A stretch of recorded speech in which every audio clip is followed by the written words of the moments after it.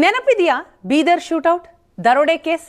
ಹಾಡ ಹಗಲೇ ಇಬ್ಬರ ಹೆಣ ಬೀಳಿಸಿದ ಹಂತಕರ ಸುಳಿವೇ ಇಲ್ಲ. ಒಂದು ತಿಂಗಳಾಗಿದೆ. ಒಂದು ತಿಂಗಳಾದರೂ ಕೂಡ ಎಟಿಎಂ ದರೋಡೆಕೋರರು ಯಾರು ಅನ್ನೋದು ಗೊತ್ತೇ ಆಗಿಲ್ಲ. ಇನ್ನೂ ನಿಗೂಢವಾಗಿಯೇ ಇದೆ. ಜನವರಿ 16ರಂದು ಹಾಡ ಹಗಲೇ ನಡೆದಿದ್ದಂತಹ ಕೊಲೆ ದರೋಡೆ ಕೇಸ್. 83 ಲಕ್ಷ ಲೂಟಿ ಮಾಡಿದ್ರು ಇಬ್ಬರು ದರೋಡೆಕೋರರು. ಹಂತಕರ ಮಾಹಿತಿ ಸಿಕ್ಕಿದ್ರೂ ಕೂಡ ಆರೋಪಿಗಳ ಸುಳಿವೇ ಇಲ್ಲ. ಬಿಹಾರದ ಅಶೋಕ್ ಕುಮಾರ್, ಅಮನ್ ಕುಮಾರ್ ಈ ಆರೋಪಿಗಳು ಯಾರನ್ನೋದು ಗೊತ್ತು, ಆದರೆ ಅವು ಎಲ್ಲಿದ್ದಾರೆ ಅನ್ನೋದರ ಬಗ್ಗೆ ಯಾವುದೇ ಮಾಹಿತಿ ಇಲ್ಲ, ಸುಳಿವಿಲ್ಲ. ಆರೋಪಿಗಳ ಸುಳಿವು ಕೊಟ್ಟವರಿಗೆ ಬಹುಮಾನ ಘೋಷಣೆ ಕೂಡ ಆಗಿದೆ. 3 ರಾಜ್ಯದ ಪೊಲೀಸರ ನಿದ್ದೆಗೆಡಿಸಿದ್ದಾರೆ ಈ ದರೋಡೆಕೋರರು. ಹಲವು ಕೇಸ್ನಲ್ಲಿ ಮೋಸ್ಟ್ ವಾಂಟೆಡ್ ಖದೀಮರು.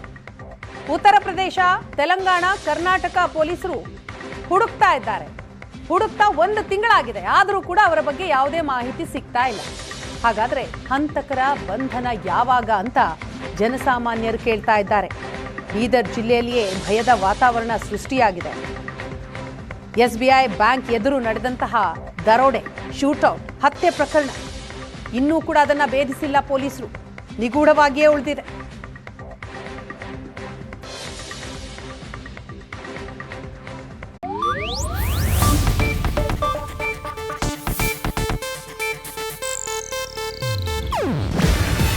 ಇದು ಏಷ್ಯಾನೆಟ್ ನ್ಯೂಸ್ ನೆಟ್ವರ್ಕ್ ಪ್ರಸ್ತುತಿ.